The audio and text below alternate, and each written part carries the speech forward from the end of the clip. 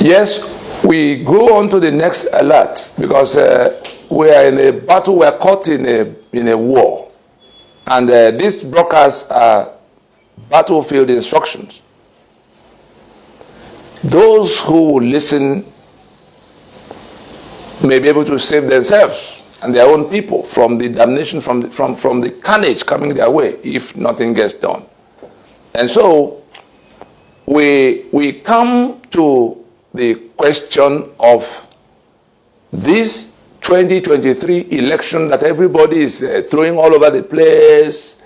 The general overseers in the church asking their people to go and get a PVC.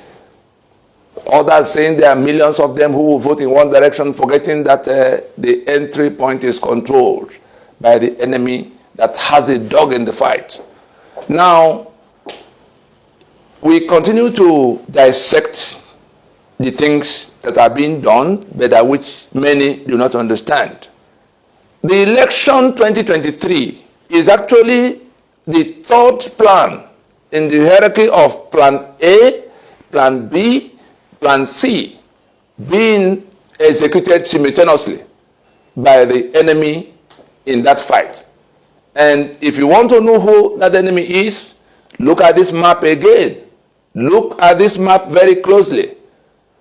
The caliphate that imposed that 1999 constitution, which tie up the rest of the country, the rest of the land, which confiscate the sovereignties of all, which seized the assets of everybody, which seized the right to work those assets, which seized all the guns in the land. That caliphate that imposed that enshackling constitution, that apartheid-like constitution, are the ones trying to take us to election to save the life of that constitution, which the rest of us in their liars have defeated by the constitutional force majeure activation of 16th of December in 2020. We have defeated the 1999 constitution. Everything going on now is that those who were drawing governmental powers and authority, mark the words, powers and authority. And if you want to understand it, you go to section 14.2a to see the relationship between the two.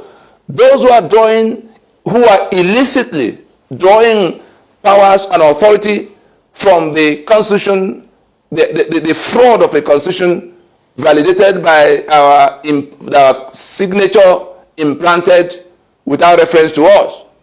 They are the ones who are trying to save that constitution by going to election that will validate the life of the constitution one more time, that will renew the life of that constitution. The rest of Nigeria, in that alliance of the South and Middle Belt, that want to save themselves from the damnation, from the extermination that is coming upon them, from the conquest that is being executed against them, the ethnic cleansing that has been unleashed against them, are the ones saying they will not go to another election under that constitution, insisting that we must go to transition now to terminate the life of that constitution and to restore the sovereignties of those whose sovereignties have been confiscated by sheer force under the code name Nigeria. The Nigeria we negotiated died in 1966. The Federation of Nigeria is no more, but there's a country still pretending to be Nigeria in place. There's that country in place, but there's no federation. And so the federal government that have been, all the federal governments that have operated since the collapse of the Union Agreement in 1966 have been illicit federal governments. We're not at all talking about the personnel who is president. No, we're talking about the federal government of Nigeria in a situation where the federation had collapsed and we are running a unitary system. And so we come back to what are the things, what is this enemy doing? What are the rest of us doing? Like I said before, there is a plan A, there is a plan B, and there is a plan C, which is where the elections come. This caliphate is already in full ferocious swing in their plan A of invasion and conquest. That's their plan A. That they will come upon everybody having laid claim to the entirety of Nigeria, saying that it belongs to them, that they are born to rule others, and that Fulani from everywhere all belong here. such that in the ethnic cleansing campaign we see, sweeping southwards, they want to conquer the place outside what that constitution permits, outside what they have gotten by way of the constitution they impose. Because if they conquer physically, their hold on the land will not be based on the constitution. They know that constitution has been defeated. We are the one, it is the South and the Middle Belt that do not know. They are still hanging on to that constitution. The people who know have since moved on to Sharia in defiance of that constitution that says there should be no state religion. The people who know have since moved on to building, integrating. They know that the union is at an end. They are busy integrating their part of the country with Niger Republic. That's why the railways that are connecting Niger, that's why the refineries we don't have that are being built there, that's why the railways we don't have that are being built there, that's why the road networks we don't have that are being built there. That part of the country, that caliphate north, is being integrated with the Niger Republic.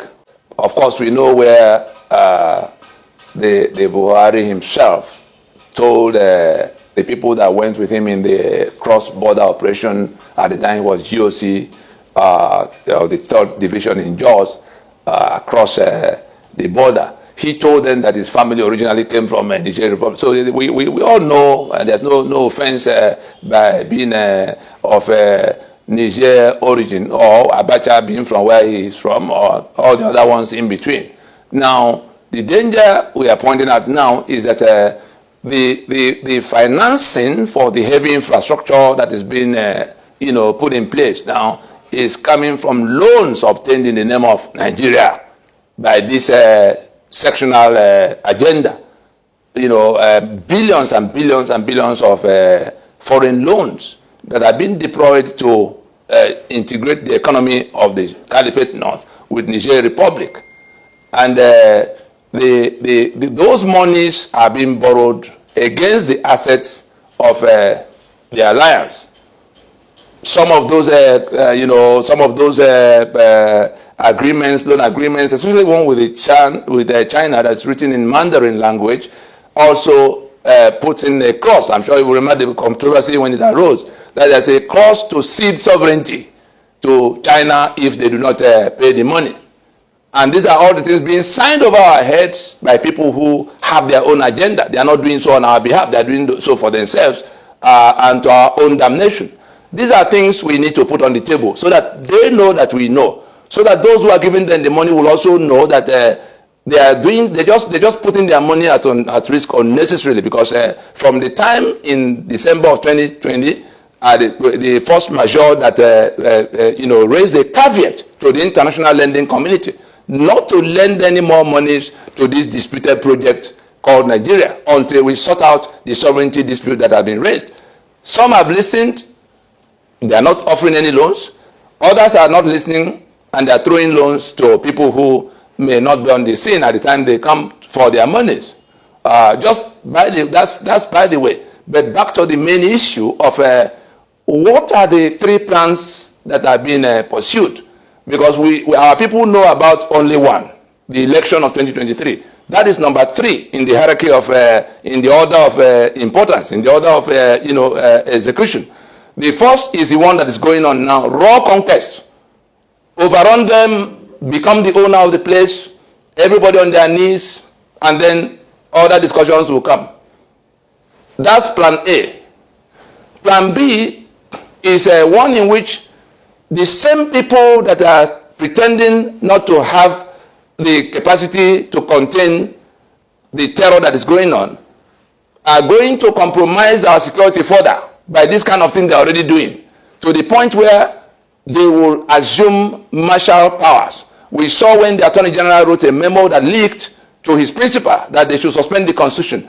They want more, they will require more powers than currently available to them in the Constitution of now, so that they can advance their conquest more rapidly. And the way to assume that depth of power is compromise the security situation to crisis, to chaos level, such that they will say, oh, in the face of what has happened with security, we now declare martial law. They can launch a coup. They can do the kind of thing we saw in Afghanistan. They can just suspend their rights and all of that. That's plan B, and that is closer.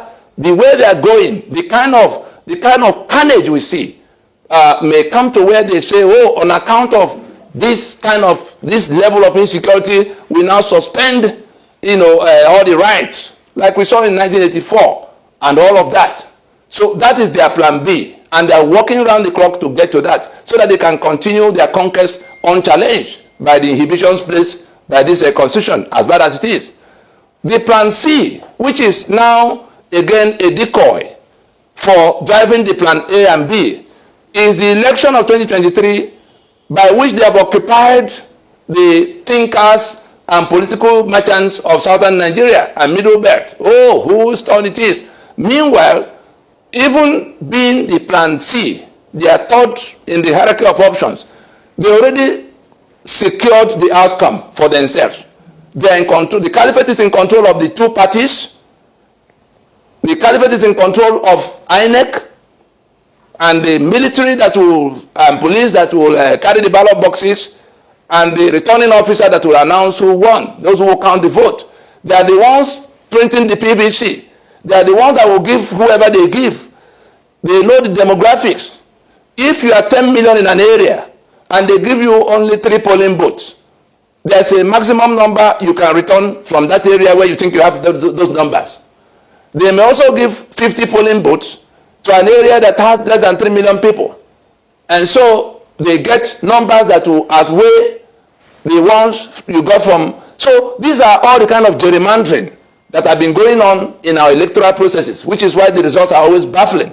But we are now laying them bare on the table for those who are pinning their hopes on going to win election.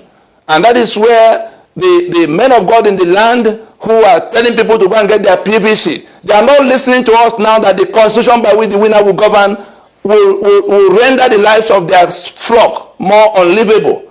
They are going to continue to be killed.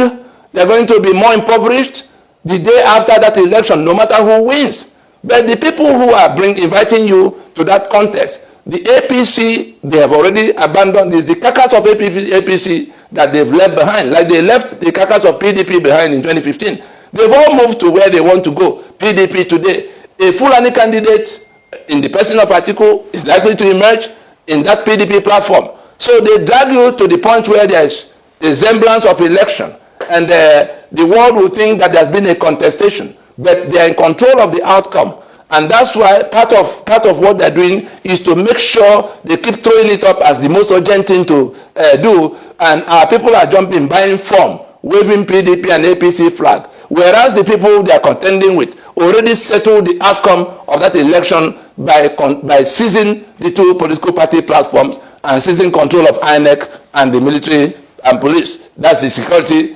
services. So whatever anybody is thinking, this broadcast should get to reach all of those who are inviting people to elections.